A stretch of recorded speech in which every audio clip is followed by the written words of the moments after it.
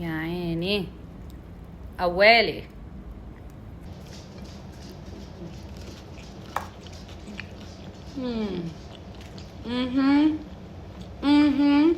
أعملكم طبخة سورية باللهجة السورية. رح نعمل فتة دجاج. قبل الخطوات عندي صدر دجاج والبونلس، راح احط من الاثنين. حطيت ملح وحطيت خل، راح خلي عليه مي بارد واتركه شي تقريبا 5 minutes. راح احط شوية ورق غار وقرنفل وهيل وبصلة، راح نقليهم شوي بعدين ننزل الدجاج فوقهم. هلا بنتركهم لينقلوا مع بعض. نزل الدجاج وراح اقليه شوي كمان مع المطيبات تبعوه. الدجاج مرحلة الاستواء لازم نحط عليه مي سخن، بعدين بنقش الزفرة من عنده.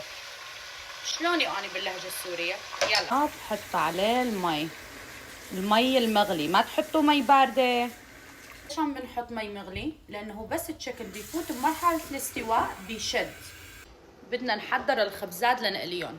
للتفاصيل أكتر بكتير ننزل رشة ملح هون. ما رح كتر بالملح لأنه بدي نزل قطعتين ماجي الصراحة. رح حطيت الزيت لأقلي الخبز والكاجو واللوز والصنوبر.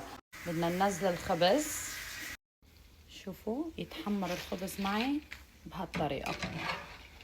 نتنقع الرز وهلا بدي صفيه وغسله.